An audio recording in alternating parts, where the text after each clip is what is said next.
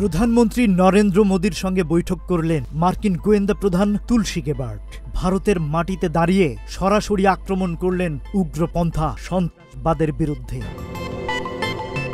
ভারতে গোয়েন্দা সম্মেলনে অংশ নিতে এসে বাংলাদেশ নিয়ে তুলসী গেবার্ট যে আলোচনা করবেন তা মোটামুটি ধারণা ছিল অনেকেরই। কোনো রাগঢাক না রেখেই কথা বলেছেন তিনি। বাংলাদেশ নিয়ে প্রশ্ন ওঠে, জবাবে তুলসী বলেন, ইসলামিক খেলাফতের আদর্শে শাসন ক্ষমতা হাতে নিতে চায় ইসলামী সন্ত্রাসবাদীরা। তারা সহিংস ও সন্ত্রাসবাদী পন্থায় নিজেদের আদর্শ বাস্তবায়ন করতে চায়, কিন্তু এই আদর্শকে পরাস্ত করতে চায় ডোনাল্ড ট্রাম্প ও তার প্রশাসন। ইসলামী সন্ত্রাসবাদের বিপদ বাংলাদেশকেও প্রভাবিত করছে বলে মন্তব্য করেন তুলসী গেবার্ট।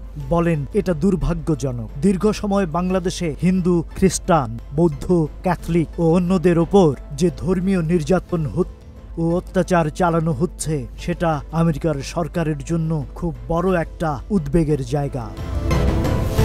তুলসী বলেছেন, যে আদর্শ থেকে এই ইসলামী সন্ত্রাসবাদের জন্ম, তাকে চিহ্নিত করে পরাস্ত করার ক্ষেত্রে প্রেসিডেন্ট ট্রাম্প তার অঙ্গীকারে অবিচল। এই আদর্শ যাতে তারা বিশ্বে প্রয়োগ করতে না পারে, সেটাই ট্রাম্প প্রশাসন দেখবে।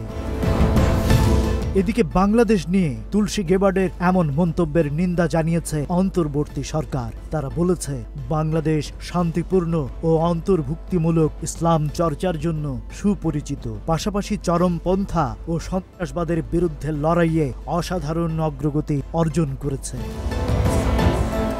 গেবার্টের মন্তব্য কোনো নির্দিষ্ট প্রমাণ বা অভিযোগের উপর ভিত্তি করে করা হয়নি বলে বিবৃতিতে বলা হয়েছে। তার বক্তব্যে পুরো বাংলাদেশকে অন্যায্য ও অতিরঞ্জিতভাবে উপস্থাপন করা হয়েছে। 3 দিনের ভারত সফরে এসে এনডিটিভিকে দেওয়া সাক্ষাৎকারে এসব মন্তব্য করেন তুলসী গেবার্ট। গতকাল সোমবার সেটি প্রকাশ করা হয়েছে।